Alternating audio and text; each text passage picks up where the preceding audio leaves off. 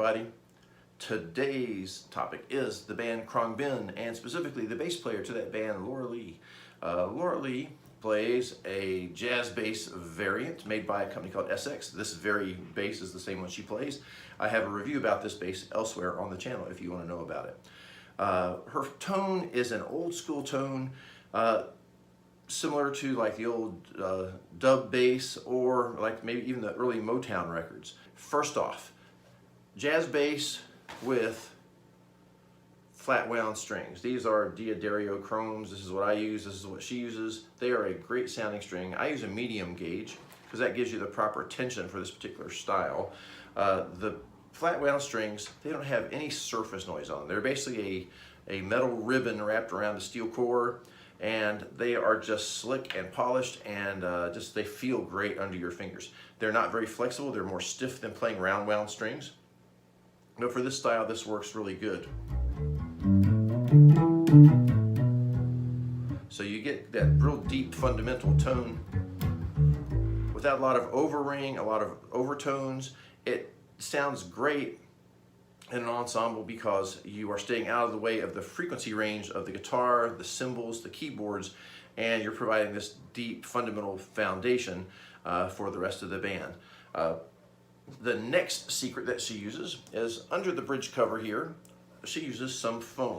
This is the squishy kind of foam you get to put like around the an air conditioning unit in a window, or maybe like around a door for like some weather stripping. You can get this at any hardware store. Now you can go to eBay or you can go to Fender's website and they'll sell you official Fender foam. It's just the same stuff as this. It's just squishy foam, just like that. So you take a strip of it that's about maybe an inch wide and about as long as your bridge pickup. And what you do is you put it down underneath the strings,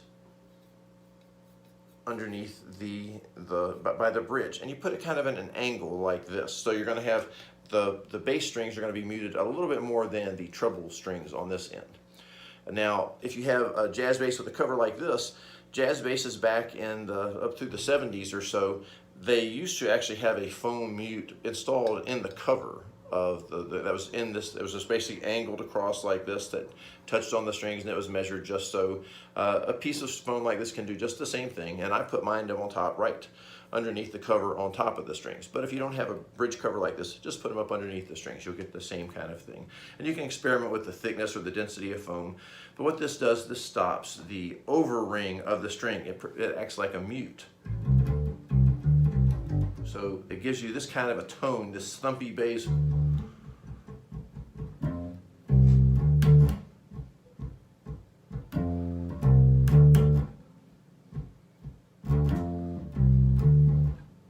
So it is just, it's the old classic Motown kind of sound. Next thing, volume control and tone controls. She doesn't play the volume all the way up. Gives her a little bit of room to adjust on the fly, but then the tone controls. The volume controls for the front pickup are set on probably about 50–60%. Back pickup maybe about 10 or 20%. You want to have the strong fundamental tone coming off the deep bass pickup here up in the front, and then just a little bit of definition off the pickup in the back. Tone control set at about 50%. Play around to where it sounds the best. You may want a little bit more brightness for some songs, a little bit less brightness, but you don't want it full on all the time. That's too clangy, too clacky. You want to have this so it's nice and deep and mellow. The next thing, fingerings that she uses. Most everything she plays is Pentatonic Scale. The fingerings are different than what you may be using though. If you have ever watched an upright bass player, they use their pinky and third finger together quite often, whereas a guitarist will generally play one finger per string or maybe spread out to a 5-fret kind of reach.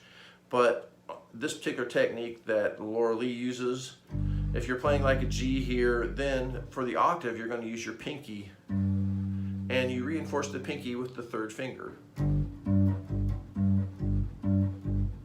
So as you move around, it's basically you got two fingers doing, or three fingers if you want to count these two as separately, but they work as a unit. So you might play your pentatonic scale like.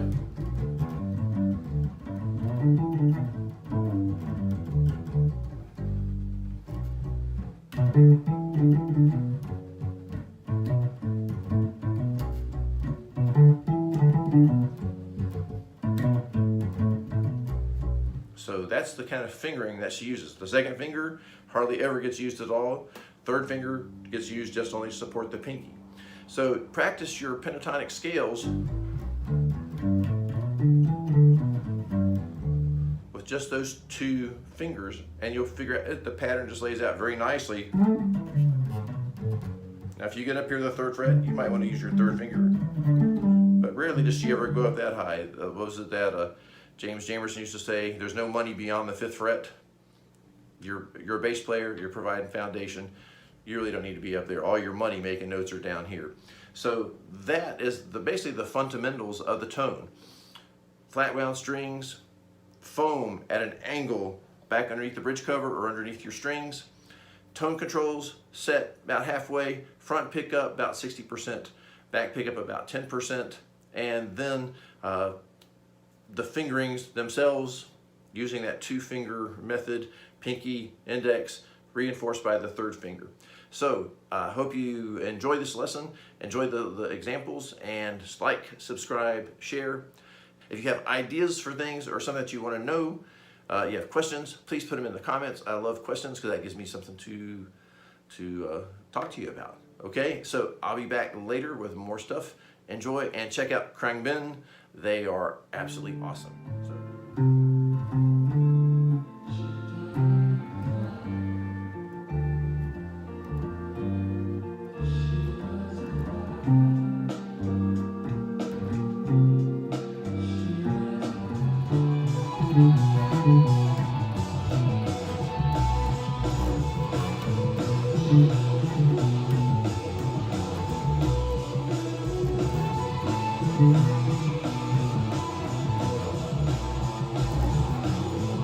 Mm-hmm.